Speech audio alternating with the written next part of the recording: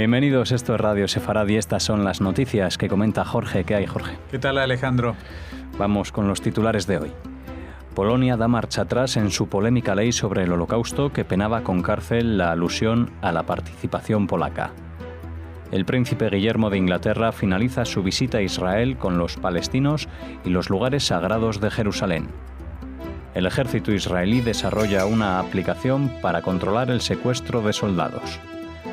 El neonazi de Charlottesville, que atropelló una manifestación, se enfrenta a la cadena perpetua. Estos son los asuntos de las noticias de hoy. Después volveremos con la agenda cultural. Comenzamos hablando del Parlamento de Polonia, que aprobó una nueva versión de la polémica Ley sobre el Holocausto, en la que se eliminan las penas de cárcel por el uso del término campos de concentración polacos, una norma que había provocado una crisis diplomática con Israel y Estados Unidos. La ley original, aprobada a comienzos de este año, preveía penas de hasta 3 años de prisión por el uso del término campos de concentración polacos o por acusar a Polonia de complicidad en el Holocausto. La norma había sido muy criticada por Estados Unidos e Israel al considerar que suponía un desafío a la verdad histórica, un ataque a la libertad de expresión y un intento de difuminar la complicidad, directa o indirecta, de sectores de la sociedad polaca en los crímenes contra los judíos. El primer ministro polaco, Mateusz Morawiecki, aseguró durante el debate parlamentario que su gobierno seguirá luchando por dar a conocer la verdad sobre el Holocausto. Me parece excelente idea que el Parlamento de Polonia dé marcha atrás y es de sabio rectificar. Ayer lo adelantábamos un poquito al final de las noticias, que pasa que no quería hacer un comentario hasta no tener ya los elementos y la seguridad de que realmente esto iba a ser así. Realmente era una ley totalmente fuera de lugar, inaplicable y realmente contraria al sentido democrático mínimo, esto de no poder investigar la propia historia de un país, ¿no? Es una situación muy incómoda y esto pues le viene muy bien a todos los esfuerzos que se están haciendo en Europa por sacar a la luz la verdad sobre el Holocausto, que no fue simplemente una tarea exclusiva de los nazis, sino que contaron con el apoyo y la colaboración de mucha gente en muchos países, no solamente en Polonia, también en Ucrania, también en Croacia, etcétera, etcétera. Hubo grupos en Hungría que lo apoyaron, en Rumanía, y todos esos grupos tienen que ser estudiados por las propias naciones de las cuales una parte de su población, no estamos haciendo generalizaciones de decir todos los polacos estuvieron con los nazis, de la misma manera que la ley esta pretendía decir que nadie de los polacos participó en el Holocausto judío. No, las cosas no son así, hay que dejar la puerta abierta para que entre la luz e ilumine lo que realmente sucedió. Guillermo de Inglaterra podría verse limitado a una visita ceremonial a Tierra Santa, como la que realizó el domingo en Amán, pero 70 años después de su independencia, el duque de Cambridge se ha convertido en el primer miembro de la familia real en recorrer Israel y Palestina, donde el Foreign Office había vetado toda presencia oficial de la realeza mientras no se hubiese alcanzado la paz. Ahora Londres ha levantado la prohibición a la búsqueda de nuevas alianzas en vísperas de que se consume el Brexit. En los territorios de la Autoridad Palestina fue recibido con alfombra roja y honores militares. En una recepción diplomática en el Consulado británico en Jerusalén Oriental, se dirigió a los palestinos para decirles: no habéis sido olvidados. Bueno, esto es una aclaración, la de esta noticia, que me deja mucho más tranquilo, porque yo comentaba estos días pasados de que nunca había venido la reina de Inglaterra, después supo que nadie de la Casa Real había venido en los 70 años de independencia de Israel, y ahora resulta que no era porque ellos no quisieran venir, sino porque lo había previsto así o lo había establecido así el Foreign Office, que es el Ministerio de Asuntos Exteriores del Reino Unido. Es decir, que la política oficial del Reino Unido era que no se visitara, que la familia real no visitara Israel. Cosa que llama mucho la atención porque durante todos estos años sí que han visitado jefes de Estado y jefes de gobierno, bueno, jefes de Estado no, que son la Casa Real, perdón, jefes de gobierno ingleses sí que han visitado Israel. Es más, creo recordar que Churchill, o Churchill, como se quiera pronunciar, pues, que sin duda es uno de los personajes más venerados de la política inglesa, era un ferviente admirador y sionista que apoyó la creación del Estado de Israel y lo defendió incluso cuando ya no era político en activo o cuando ya no era primer ministro.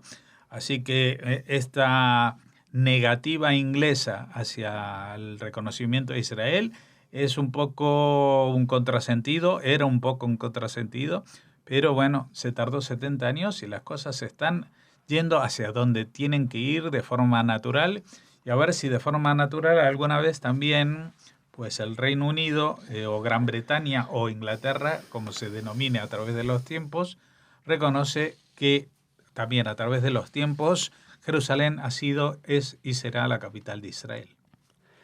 El secuestro y asesinato en 2014 de 3 adolescentes israelíes sacudió a la nación. Uno de ellos alcanzó a llamar a la policía y susurrar: «Hemos sido secuestrados». La llamada fue transferida inmediatamente a un oficial superior, quien continuó haciendo preguntas, pero no recibió respuesta. La llamada duró 2,09 minutos y luego se cortó.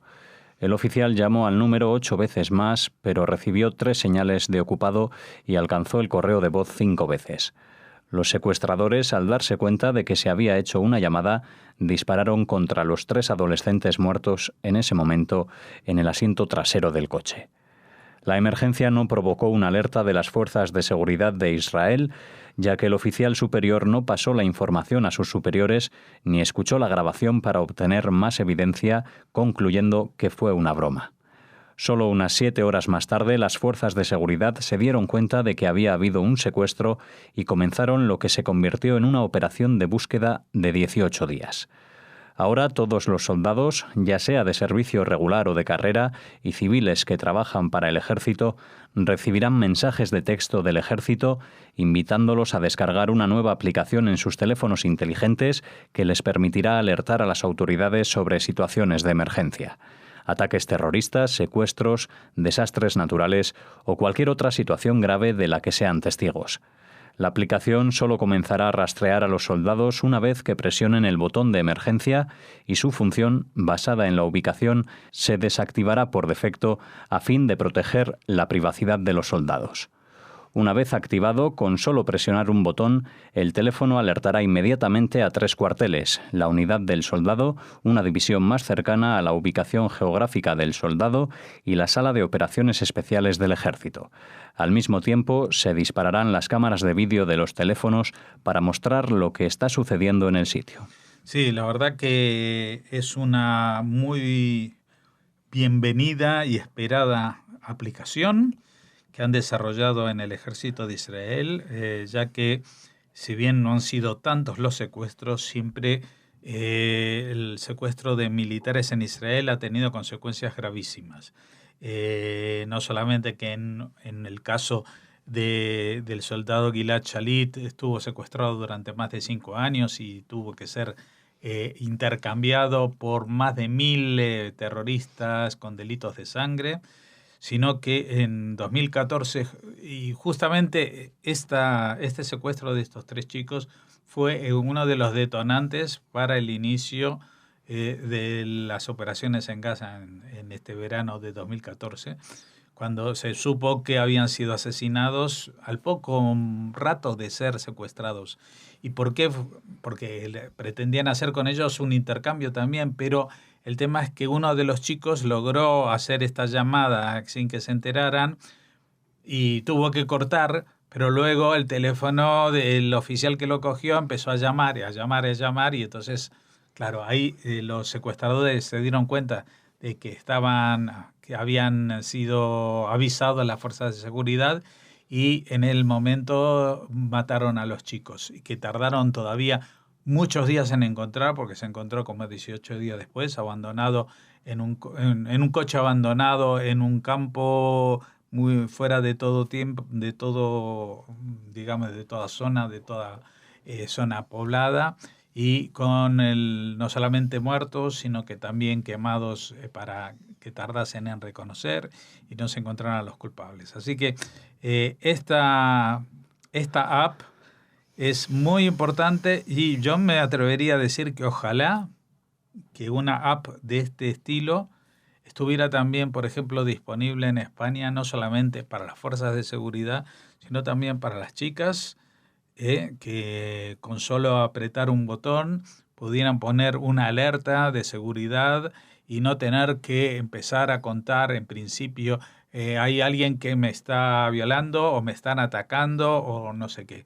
Entonces, en ese momento, pues el teléfono móvil empieza a emitir no solamente la localización, sino también se activa la cámara, se activa el micrófono, y los que reciben la llamada de ayuda pueden saber si esto es una broma o realmente está pasando algo y activar las medidas de emergencia necesarias, si bien sean la policía o lo que sean, para salvar la vida o la agresión, en este caso, que digo yo, una agresión machista, que es evidentemente no tiene el peligro o la amenaza vital que puede suponer el secuestro de un soldado, que en general, como decimos, acaba con la muerte o con el intercambio con asesinos terroristas, pero sí que ojalá que este tipo de desarrollos que en principio están pensados para el mundo militar finalmente lleguen también al mundo civil.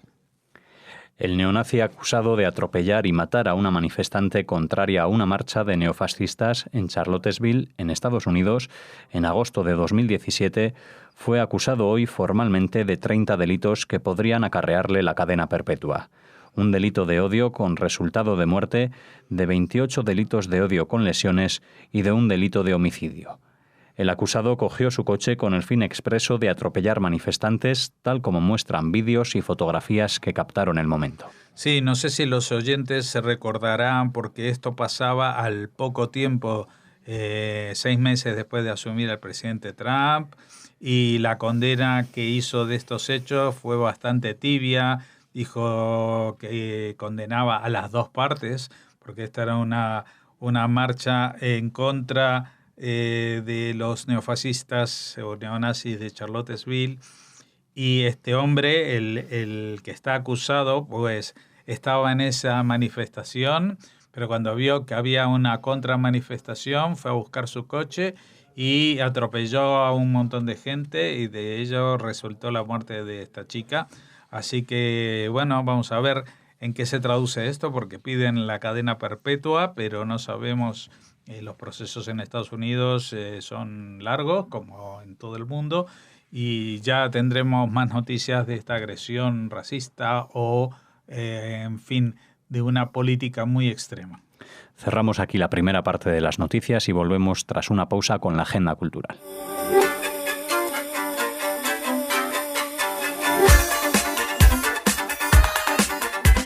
Bueno, si entramos en la zona cultural, empezamos con la despedida de un artista, ¿no? Sí, vamos a hablar del fotógrafo sudafricano David Goldblatt, reconocido por retratar los cambios de Sudáfrica desde el régimen segregacionista del apartheid hasta la actualidad. Murió en su casa de Johannesburgo a los 87 años de edad. Nieto de refugiados judíos lituanos, Goldblatt comenzó su trabajo fotográfico en 1948, cuando se fundó el régimen del apartheid en Sudáfrica, que documentó a través de la lente de su cámara. En 1998 se convirtió en el primer sudafricano en tener una exposición en solitario en el Museo de Arte Moderno, el MoMA de Nueva York.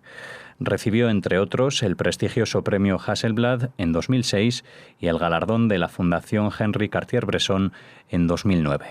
Bueno, adiós David Goldblatt, toda una vida dedicada a través del ojo de la cámara a captar esa realidad sudafricana, afortunadamente cambiante, porque como decimos, él empezó hace 70 años, que se dice pronto, hace 70 años empezó a retratar el inicio del apartheid, lo estuvo retratando durante todos los años, luego la liberación de Mandela, luego cómo el país se abrió y se desprendió de ese estigma racista y los problemas sociales que siguieron existiendo pese a las libertades. Bueno, así que adiós David Goldblatt. Seguimos con otra cuestión que tiene supuestamente que ver con la cultura, pero en donde se mete muy fuerte la política, ¿no? Es un tema del que hemos venido hablando días atrás aquí en Radio Sefarad y ahora tenemos nuevas noticias sobre la ganadora de Eurovisión, y es que la plataforma Orgullo Crítico de Madrid se concentrará este viernes frente al Teatro Barceló contra la actuación de la ganadora israelí de Eurovisión de este mismo año, como decía, Neta Barzilai, prevista para el viernes 6 de julio en la Tanga Party. Esta concentración protesta se opone a la actuación al considerar a Neta un producto creado por Israel, que utiliza como cortina de humo para desviar el foco de atención de la opinión pública, sacando todo aquello que cuestione las políticas genocidas del Estado de Israel. La califica de producto mediático creado por el Estado de Israel que sirve para difundir una imagen progresista y girl-friendly que no se corresponde con la realidad del país. El concierto de la ganadora de Eurovisión ha sido contratado por un promotor privado de la Tanga Party y no por la organización de la Marcha del Orgullo de Madrid. Bueno, aquí hay varias cosas. Primero, que la Marcha del Orgullo de Madrid siga boicoteando a Israel es muy grave. Esto empezó no ahora, sino en tiempos incluso del Partido Socialista, a pesar de que vienen muchos israelíes a la Marcha del Orgullo Gay de Madrid y hay muchos españoles que viajan a la Marcha del Orgullo Gay en Tel Aviv, y entre esas dos comunidades hay una complicidad total y se conocen y colaboran, etcétera, pues hay partidos políticos que tratan de hacer de los vientos tempestades, y entre ellos pues se ha levantado una cosa que se llama Plataforma Orgullo Crítico, que no existía sino para denostar a Israel, y no están protestando contra la Marcha del Orgullo porque no son ellos los que contrataron. Neta va a actuar en una fiesta privada, en un teatro alquilado, al que no accede la gente que no tenga entradas.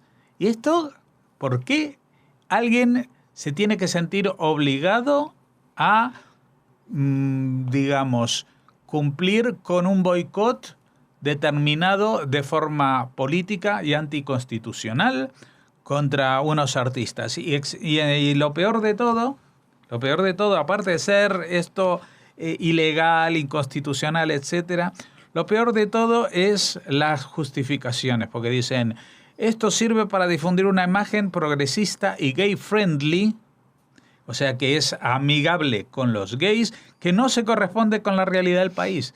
¿Pero qué saben esta gente? ¿Dónde han vivido y dónde viven? Si es en Irán y en los países árabes donde cuelgan y torturan a los homosexuales. En Israel hay homosexuales declarados en todas las instancias del poder, del gobierno, en la Corte Suprema, en el ejército, en las oficiales del ejército, etcétera, etcétera.